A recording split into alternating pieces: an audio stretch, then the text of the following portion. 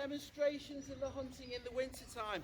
We do have 2 girl hawks called Aggie and Juanita, and we have 3 boys also. They're called Hector, Jose and Amigo.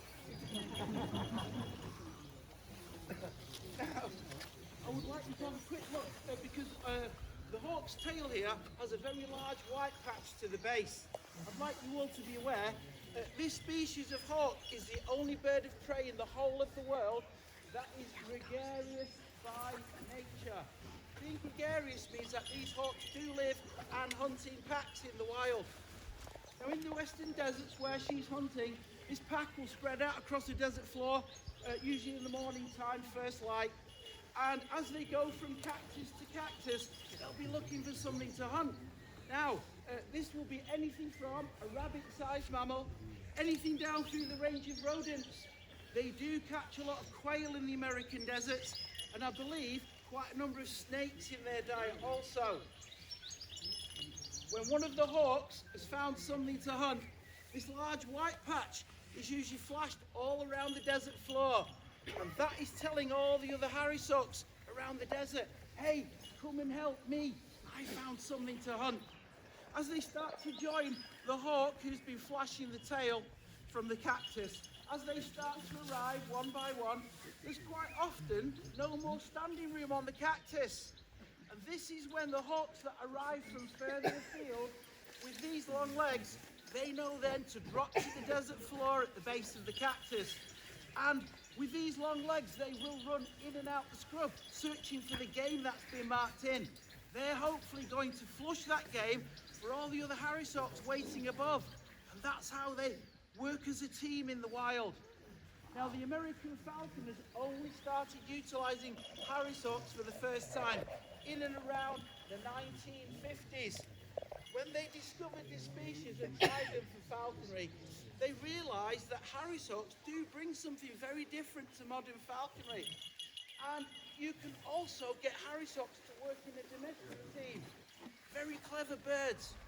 Now, quite often, and what's making them so popular all around the world is when people or falconers do what they call a hawk day for folks, they, with a short amount of tuition, can have a glove like mine, some small amounts of meat, and you can take those people on a hawk walk through the trees.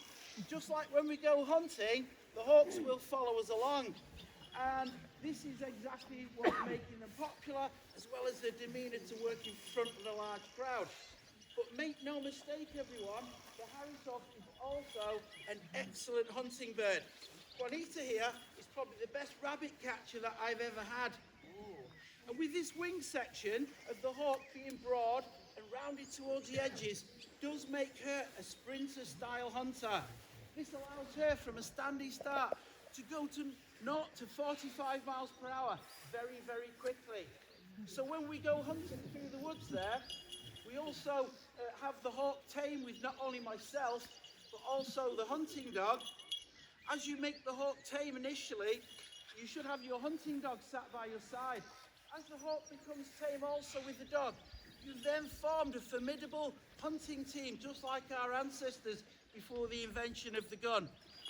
And the dog's job is to find the game. It's Juanita's job to catch it. And it's my job to orchestrate between the two, flushing the game at the correct moment in favour of the hawk catching it is how we manage to harvest game. And it would be nothing with Juanita here on her own and one dog. Quite often in an hour, I've caught 10 rabbits with Juanita. So lovely girl that she is. Now, we'd all like to see exactly how Juanita would catch something such as a rabbit. And we do have a hunting demonstration set up for you here this morning, everyone. In this tube at the front of the audience, we do have a pretend rabbit. And there's a young man, there's a very kind chap this morning who's agreed to help me with that, and his name is David. So David, come and help me.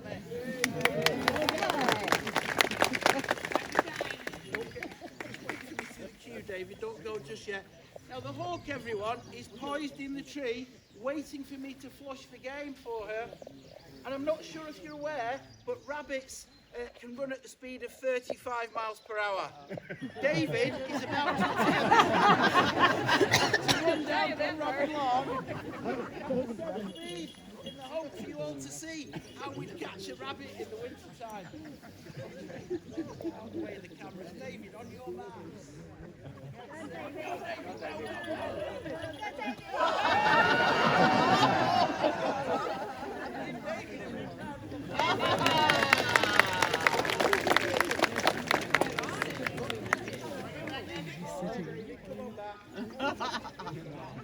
Amazing. I don't want to fight him with you over that rabbit. Good sport, Dave, is ever. Give it a round. Thank you, buddy. Thank you. That's excellent. Now, once we've managed to catch some game in the winter time with the hawk, you'll have noticed she's using her wings to keep that game covered. Now, this in the wild would protect it from any wild predators seen, such as coyotes or desert foxes. All eagles, hawks and falcons do this, but I'd like you to see next what the falconer is to do when you caught game is to try and retrieve the game from the hawk. Now, I'm going to offer Juanita a much smaller amount of food. This is something she can eat right away as she's busy killing that rabbit. I'll approach, and she does know it takes a while to get anything from that rabbit pelt. By me making an exchange with her, I can usually distract her with enough time to hide the game in the bag, offer the hawk something a little bit smaller, and then we can usually, after she's eaten this, release her back into the tree and carry on hunting. This is exactly how we do it. So let me bring the hawk a bit closer to the crowd. I'd like you to know a little bit more information, about the hawk within the history of falconry before we do move on to a super fast falcon.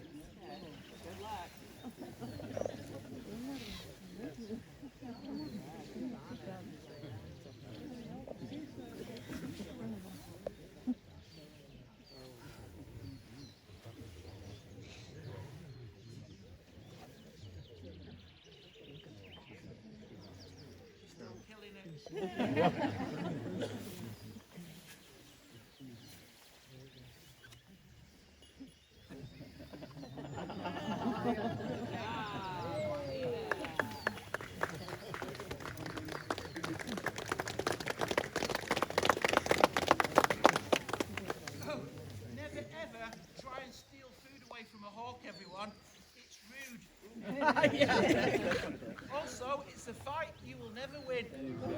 By hopefully distracting the hawk with a smaller amount of food, I can usually have that rabbit hidden away, and as she's eaten the smaller amount also, I could then now usually release the hawk back into the tree. We could carry on hunting. Now, it was our ancestors noticed about the eagles, hawks and falcons that they do have a very special storage area for food. It is called a crop. The crop is a special bag below the beak but on top of the chest. You may notice a bump forming here. She's eaten rather quickly. It would help her in the wild that if she was compromised on the desert floor by coyotes or desert foxes, the carcass would be usually too heavy to fly away with. So as she eats quickly, she's storing it before she got compromised. And if she did have to leave the rabbit on the desert floor to the other ground predators, she's hoping to have enough food stored here from that kill to at least give her enough energy to go hunting again tomorrow if she wasn't to catch anything else for the rest of the day. Now, our ancestors noticed that the food stored in the crop area does not filter down to the digestion system for about an hour and a half. And this gives you an open window to carry on hunting. Albeit short, we can quite easily catch large amounts of game by using this same process. And as we work through Dnróben woods here in the winter time when the castle's closed and it's hunting season, quite often after an hour or so, we've already got 8 rabbits in the bag. But on the way home, as we're still coming home, the dog quite often finds a pheasant in the woods. And when he does, he goes on point like a statue like this. That tells me that there's game in front. I will call Juanita over from wherever she be in the wood. And as she has a small amount of food, she sees that the dog is about to flush game. She quickly gets herself ready in the closest tree at the tallest branch. And as she's poised there waiting for me to deliver the flush, I'll move in and I'll flush it for her. But quite often after that hour or an hour and a half, everyone, I'll flush the pheasant and I'll watch it flying through the forest. On this occasion, no Juanita chasing. I look back and she's still on the tall branch in the tree close to us with one leg up and relaxing and preening and looking down at me as if to say, why don't you catch that one now? I know then that all the food in Juanita's crop area has started to filter down into her tummy, and she really can't be bothered catching any more rabbits or pheasants for the day. This is the time to call your hawk back in for an easy rest of the meal, and we walk home and be happy with what we've caught. Now, the first writings of falconry we know of were around the 4th century, so way before the invention of the gun. Hang on, I'm being bullied. Now, is that enough? Okay, so just imagine how important it would be to a working class family to be able to put that amount of game on the table before the invention of the gun. This is why falconry was so popular. And I'd like you all to know that it was the hawk throughout the whole history of falconry that was renowned as the chef's bird, because you will catch way more game working at close quarters with a hawk like Juanita than you ever will do a super fast falcon. So the next bird we have to fly for you here at Dunroben, in complete contrast to the hawk, is going to be a falcon. Please give us one moment. We'll get Charlie the little falcon ready for you next.